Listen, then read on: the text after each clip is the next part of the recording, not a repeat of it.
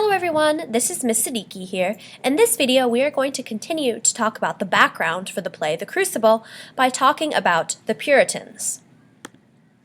So the Puritans were first organized in England during the reign of Queen Elizabeth I, which, if you remember from 9th grade, was the Shakespearean era. And basically, they started because they wanted to reform the Church of England, which they saw as being too extravagant and too ceremonial, and they really wanted to go back to basics. So the purify for the Puritans referred to the reform of the church. Later, the name Puritan referred to the type of lifestyle that they saw, which was this purity in their own lives. And some of the Puritans left for the New World in the 1600s, and those are the ones that we are going to talk about in the play The Crucible. So remember that the Puritans were very much a European group, and then there was a break-off when colonists arrived in the New World. So we often use the words pilgrim and Puritan interchangeably, but there really is a bit of a difference. Pilgrim refers to a person who's taken a journey. So in America, we think of the Pilgrims as those people that founded the colony in Plymouth, Massachusetts, and they wanted to reform the church by separating from it, and Pilgrims really stressed individual responsibility before God. Puritans founded the colony around Boston, Massachusetts, and they wanted to reform the church from the inside and stressed community responsibility before God. So Pilgrims really focused more on the individual, and Puritans were really about the community making the individual accountable and having the entire community be reformers of the church.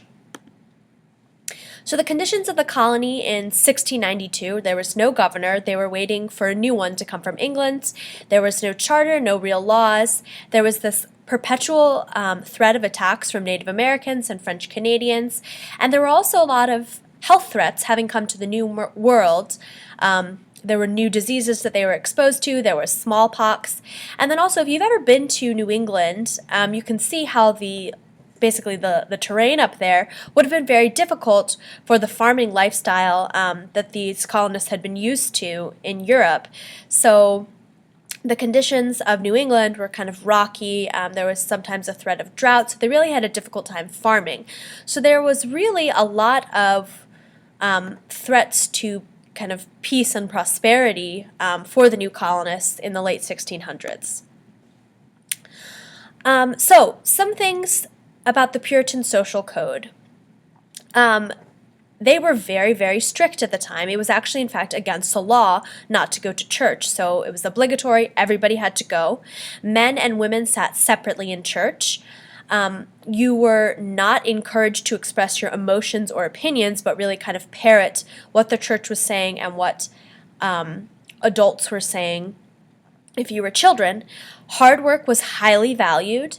There was a strict dress code, so if you kind of remember, pictures of male pilgrims with the black tall top hats and women with the white bonnets.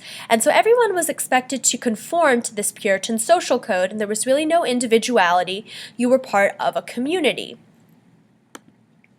So some Puritan beliefs. So though Puritans were a Christian group, and you might say, oh, that's not too different from us, they were actually very strict, and according to modern standards would probably be something that most Americans today would not agree to.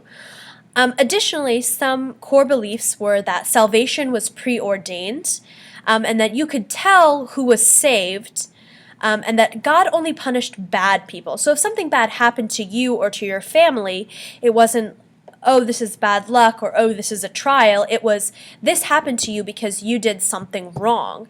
So really this idea of kind of sympathizing for your neighbors if something bad happened did not exist. That you were encouraged to believe that if something bad happened to somebody you knew, it was because they had disobeyed God or they had done something wrong in their lives. So this really, you can imagine, developed kind of negatively in terms of the community supporting each other.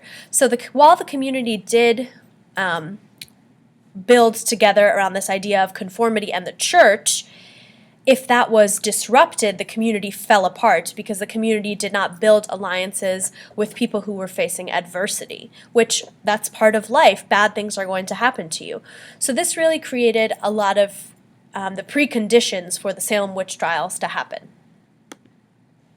So some Puritan religious beliefs: all sins should be punished.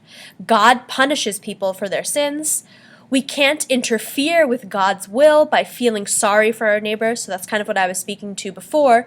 And also Puritans really believed in the omnipresence of the devil, and that the devil was always around to tempt people, and that the devil was able to manipulate weak people, and that witches were his followers and were people who did his bidding. So fear of the devil and belief that the devil was able to affect daily life and individuals was a prominent religious belief. So a bit about the geography of Salem. So you can see that it's northeast of Boston, and the community was divided basically into two sections: Salem Town and Salem Village. Salem Town is where all the merchants lived, and Salem Village is where the farmers lived. And the wealthiest people lived on this road called Ipswich Road, which was in Salem Town where the merchants lived. So some of the social factors that played into the Salem witch hunts were the social code, which were the first people that were accused were those that stuck out. So like I said, this Puritan community really revolved around conformity, and they really believed in individuals having to follow a social code. So those that were accused of being witches were those who didn't conform. There was Tituba, who was a slave, Sarah Good, who was a homeless beggar, and Sarah Osborne, who was a sickly woman who married her servant and was looked down on for doing that. So those were the first couple people accused, and you can see how those people would stick out immediately. So most of the accused lived along Ipswich roads, and most of the accusers lived in Salem Village. So you can kind of see this big economic divide between the accusers and the accused in Salem. Hopefully that video gave you a bit of background on the Puritans and the actual context in which the play takes place. In the next Crucible background video, I will talk a bit more about this time period, but also the time period during which Arthur Miller was writing. Thanks for watching.